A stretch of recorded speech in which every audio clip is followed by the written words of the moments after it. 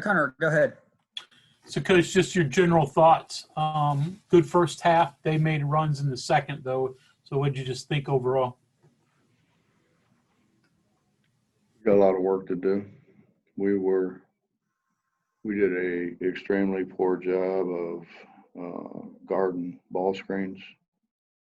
We fell asleep too many times. The turning point of the game was probably when we rebounded it twice. They knocked the ball out of our hands and maintained possessions and scored instead of putting the ball away like we work on. We made some careless errors that came back to bite us. Justin Jackson. Coach, I know that Gonzaga's transition game was a big focus for you guys defensively. They got 60 points in the paint, and it's not like they were posting up to get those. So a lot of that was transition and back cuts and things like that. Just your thoughts on them scoring that much in the paint. Well, a lot of it was ball screens, and we're going to have to change our ball screen defense because these guys aren't capable of doing what other guys did. So we have to, that's part of it is you figure out, what guys can do and without giving them a crutch, you try to put them in positions where they can be successful. It was penetration. It was penetration off of ball screens. We got back cut 5 or 6 times, which is to me that's inexcusable. When you're told and told and told and told over and over and over again, and you work on it over and over again, you shouldn't get back cut, particularly on an open side when a guy's dribbling at you. You should know it's coming. Actually, you got to steal the ball. That's what we used to do.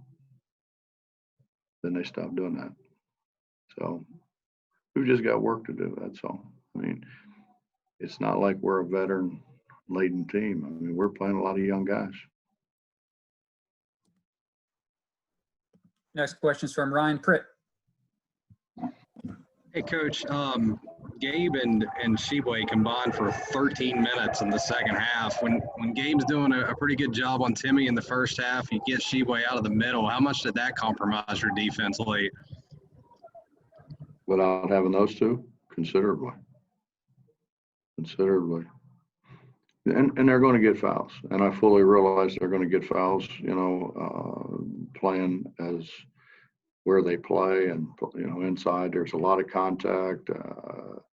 We're asking guys to make decisions that they don't make them right. They don't make the right decisions a lot of times, but that's part of the game. It's been part of the game since the inception, I think.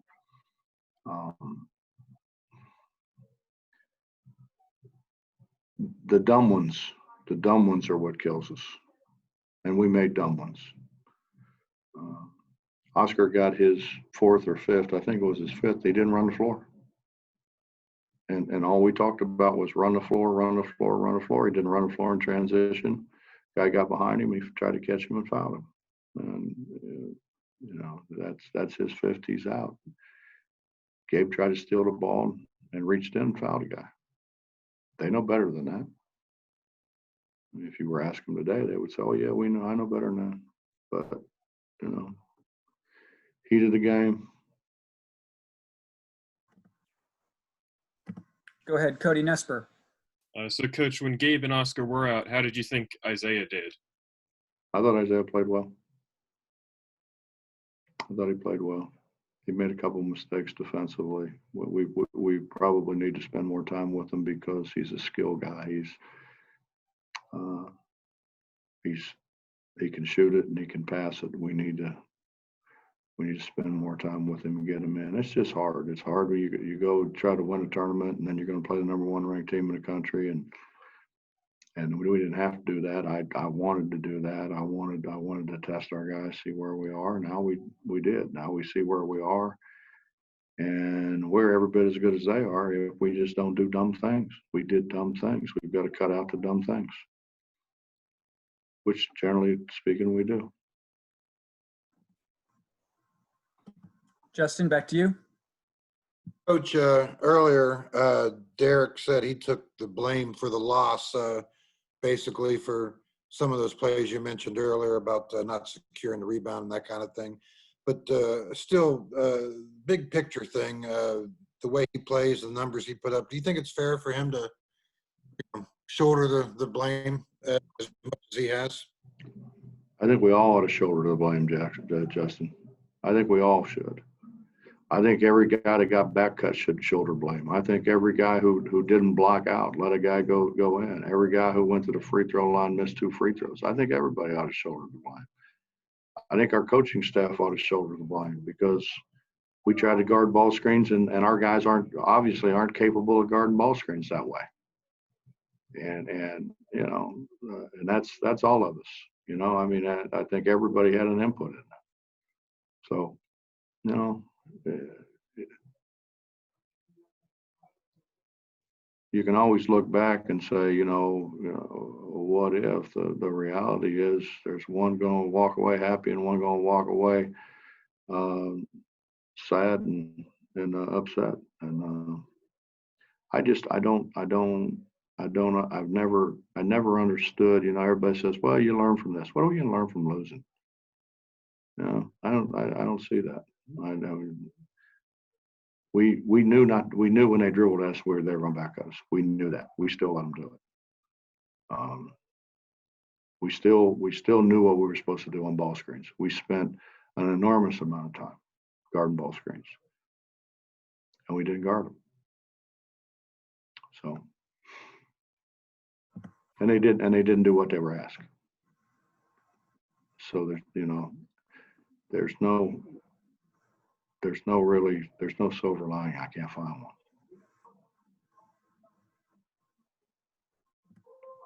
We'll go to Mike Kazaza. Go ahead, Mike. What's that? Went to the bench a little bit in the first half and kind of hit a rough spot, but I don't know if you tried different things, but certainly got better production from the bench in the second half with, I guess, Taz being able to play and Isaiah coming in. What are you finding as far as offensive defense from your reserves so far? Well, Sean gets hit in the head. He'll probably need 8 to 12 stitches, and the foul was on him. And so we didn't have him, and that hurts us. And then he wasn't the same. He doesn't miss that many shots. He missed a bunch of shots, but yeah, he got whacked in the head pretty good.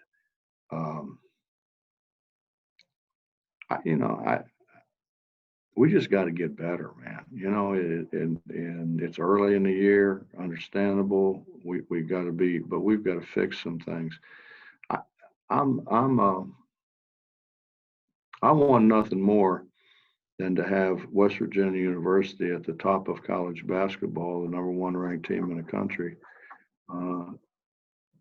so that our people are proud. They're proud of our guys. They're proud of our university. They're proud of their state.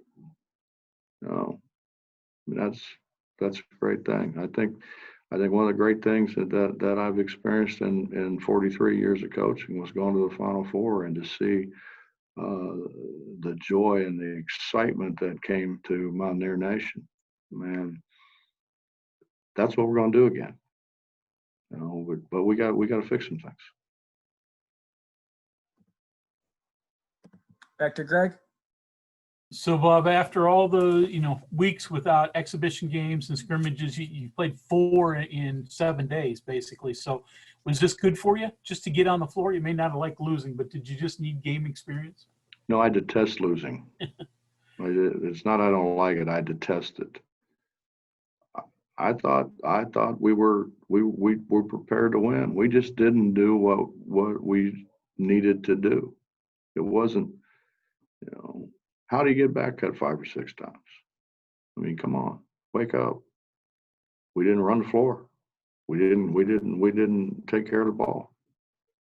I mean, I could sit here and give you 50 reasons or 50 things that we shouldn't have done, but we did. We got to fix it. They've got to fix it. I can tell them and show them how to fix it. They need to fix it, and I think they will.